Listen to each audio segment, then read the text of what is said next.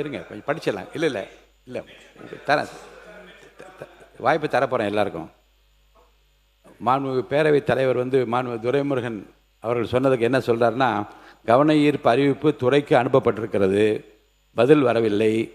பதில் வந்த பிறகுதான் மாண்புமிகு அமைச்சர் அவர்கள் தயாராக இருப்பார்கள். ஆகையினால் பதில் இன்றைக்கு வந்துவிட்டது என்றால் அடுத்த நாளைக்கே நான் 0 ஹவரில் பதில் சொல்லுங்கள், நான் அவர்களை பதில் சொல்லுகிறேன். அதோடு கூடுதல் செய்தியாக நான் என்ன சொல்கிறேன் என்றால், இன்னும் 3 நாட்கள் உரையாற்றுகின்ற வாய்ப்பு இருக்கிறது. இந்த கவன ஈர்ப்பு அறிவிப்பு குறித்து நீங்கள் அதில் பேசி மாண்புமிகு அமைச்சரிடம் பதில் பெறுகின்ற வாய்ப்பும் இருக்கிறது என்று உங்கள் நலனுக்காக சொல்கிறேன். அவர் சொல்ல வந்தது என்னென்னா, கவன ஈர்ப்பு தீர்மானத்தில் எங்கள் ஊரில் ஒரு கால்வாய் உடைத்து கொண்டு ஓடிக்கொண்டே இருக்கிறது, உடனே நிறுத்துங்கள் என்று சொல்லுகிறதில் உடனடி நடவடிக்கை தேவை என்று. இந்த ஊரில் பழுதாகி கொண்டிருக்கிற கட்டடம் 10 ஆண்டு காலமாக இருக்கிறது, அது மாணவர்கள் விழுந்து விடுமோ என்ற கவலை இருக்கிறது. இதுக்கு பதில் தேவை என்றால் பதில் வந்திருக்கிறதா என் அமைச்சரை பார்த்து கேட்கிறேன், பதில் சொல்கிறார். சிறப்பு கவன ஈர்ப்பு தீர்மானமாக நிறைய உறுப்பினர்கள் கொடுத்திருக்கிற பிரச்சனையில் உடனடியாக பதில் தர வேண்டும் என்கின்ற நிலை ஏற்படுகிற போது சிறப்பு கவன ஈர்ப்பு தீர்மானமாக எடுத்து அதை பேசிக்கொள்ளலாம். இப்போதைக்கு மென்ஷன் பதிவு செய்வதற்கு மட்டும் நான் அனுமதி அளிக்கிறேன் என்று சொன்னேன். ஒவ்வொரு உறுப்பினராக சொல்லலாம். மாண்பு உறுப்பினர் சிவகுமார். வாய்ப்பு தரேன் உட்கார். பேரவைத் தலைவர் அவர்களே, சட்டமன்ற விதி எண் 55 கீழ் கவன ஈர்ப்பு தீர்மானங்கள்.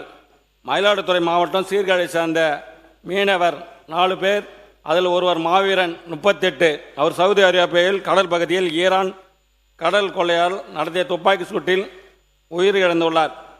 அரசு எவ்வாறு நடவடிக்கை எடுத்து அந்த குடும்பத்துக்கு எவ்வாறு பாதுகாப்பு அளிக்கப்படுகிறதை பேரவை மூலமாக அறிய விரும்புகிறேன். மாண்பு உறுப்பினர் செந்தில் செல்வன். மாண்புமிகு பேரவைத் தலைவர் அவர்களே, சீர்காழி தாலுகா தொடுவாய் மீனவர் கிராமத்தை சார்ந்த பக்ரி மகன் மாவீரன் வயது 39, சீர்காழி தாலுகா கீழமூர்கரை கிராமத்தை சார்ந்த கோவிந்தசாமி மகன் சங்கர், சீர்காழி தாலுகா திருமலை வசல் கிராமத்தை சார்ந்த சாமித்துறை மகன் பால்ராஜ், கடலூர் மாவட்டத்தை சார்ந்த மூர்த்தி மகன் மணிகண்டன் ஆகிய 4வரும் மீன்பிடி தொழிலுக்காக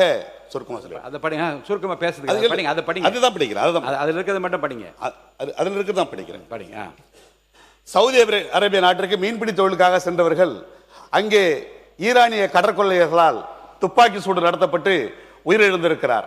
இதில் பால்ராஜ் என்பவரும் 3 பேர், முதல் 3 பேர் சீர்காழி சட்டமன்ற தொகுதியை சார்ந்தவர்கள்.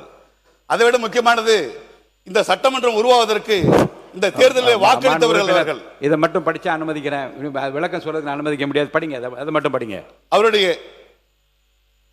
அவருடைய துப்பாக்கி சூட்டிற்கு பாதிக்கப்பட்டிருக்கிறார்கள். மீனவர் பகுதியில் இருக்கிற மீனவர்கள் கடலுக்கு செல்லும் பொழுது ஏற்படுகிற ஆபத்துகளை தொடர்ந்து எதிர்கொள்ள வேண்டியது இருக்குது. சவுதி அரேபியாவில் இது போல அடிக்கடி நடந்து பல மாதங்கள் கழித்து உடல்கள் ஊருக்கு வருகிறது. ஆகவே இது குறித்து அரசனுடைய கவனத்தை ஈர்ப்பதற்காக பொதுப்பணித்துறை அமைச்சர்